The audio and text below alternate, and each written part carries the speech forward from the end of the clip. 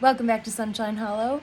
Today is market day, so I'll show you. I didn't get to show you the full spread, but here's some of the already made bouquets that I'm going to be taking to market, and my very messy house from making said bouquets.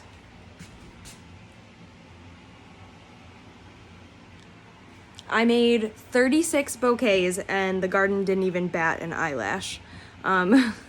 We are in full-fledged late July mode.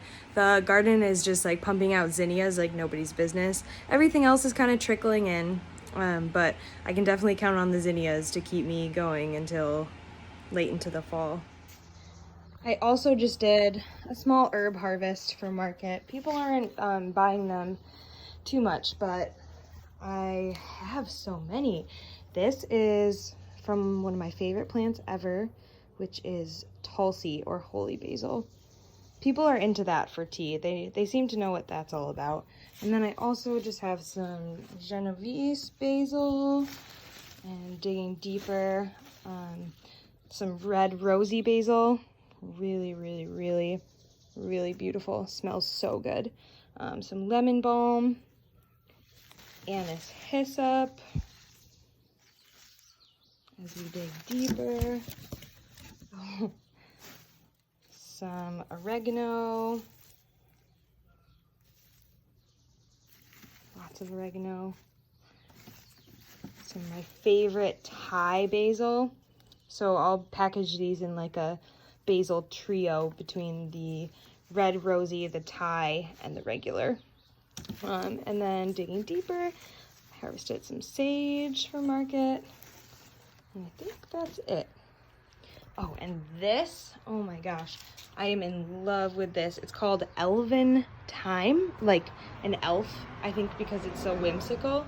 I just purchased it, which is really silly because I usually don't purchase plants because I can just start them from seed, but I was really in love with this. It just rained, which is extremely exciting. We've been in quite a drought, but I don't think I've ever taken you into my landscaping, which is coming along. But I also just purchased this mini bushing ginkgo. I am so excited to watch this little thing grow. It says that it grows about 6 to 8 inches a year, so it's gonna stay little, but it's gonna be so awesome. It matches my ginkgo earrings from Sunny Cove Farm, Christina. I really need to be getting ready and heading out for market, but I'm kind of excited. We brought our plants outside finally, all of our house plants, and I'm really excited to show off that portion of our green life. We have a lot of plants. So a couple years ago, Mitchell built this plant shelf because the way things were going, we could anticipate that we would need a plant shelf. So here's a couple little guys. And I guess I'll show you the plant shelf. This is our ivy. Wandering Who is what we call this. Jades and peace lilies, Christmas cactuses, other cactuses, lots and lots of jades.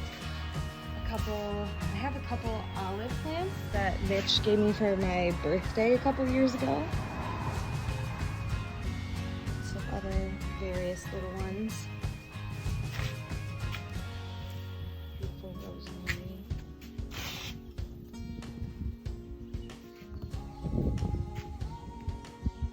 This is a night blooming cactus. A really sad asparagus fern who's looking a lot better. A Jap maple that Mitch is in love with. A yucca and an arrow. Some other little cactusy dudes. And this is our landscaping. We actually just formed this section. And this is all my grandma's old stuff. So we've been here for a couple years, but we're really, you know, focusing on our giant garden, which is over there, and greenhouse and all the other things. So we haven't put too much time into our landscaping, but there's definitely thoughts of working on it. Something really exciting happened today. Don't mind my sweaty face, but it's a hot one out there. And I just did something really exciting. We brought home an alpine doe who is in milk, and I just milked her successfully for the very first time. She stood so well for me. She didn't mind me touching her udders at all. Her name is Primrose, and I can introduce you to her in just a second, but I just want to show you her milk. I got this out of her. It's clean. It smells not goaty at all. About half of a half-quart jar. So perfect. Here's Mitchell. Hi, Mitchell. Doing chicken chores.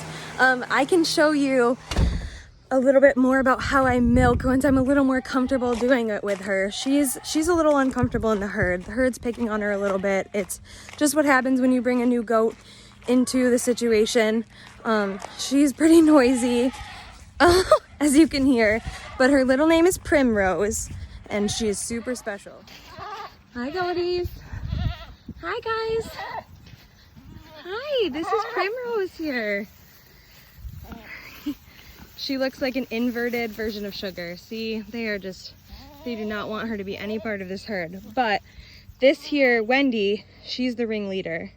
And Wendy is finding a new herd tomorrow. A really sweet lady is gonna take her home and give her a new herd. And hopefully that'll make Miss Primrose a little more accepted into the group. She's really sweet. You can see, oh, yep, see Wendy chases her right around, but if you look closely, you can see that she's bagged up under there. We harvested the big ducks a couple nights ago. The boys were out of town, so me and my sister-in-law from Hangy Farms, they do organic chicken. So they have a nice processing system set up, and we were able to process our 10 ducks. We just ended up breasting out the meat and getting the thighs because I don't know if anyone's ever plucked a duck, but the feathers do not come off well. And after processing those, it's making me feel like I really just want to keep these guys for eggs if they're girls. So, long story short, I think our plans may have changed with these little ones.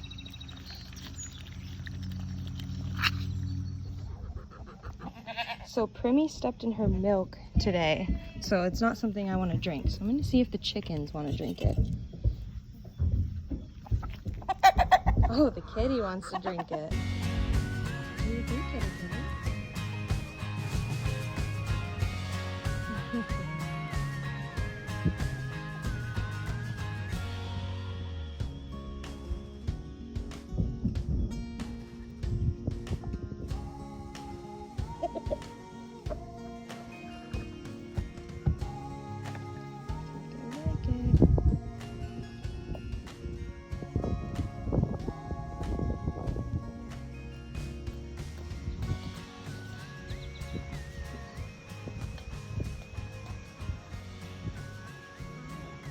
So this goat's milk will give them a little extra calcium for their eggshells and just a little extra protein and a bit more meat on their bones because we will be harvesting the older chickens this year, is our thought. In terms of our waste stream, I have a really important hierarchy that I use. So first of all, if it can feed people, that's great, people first. Then the animals that feed the people, so our chickens, goats, whatever livestock we have at the time, ducks. So if it can feed them, that's great. And then last but not really least is the compost.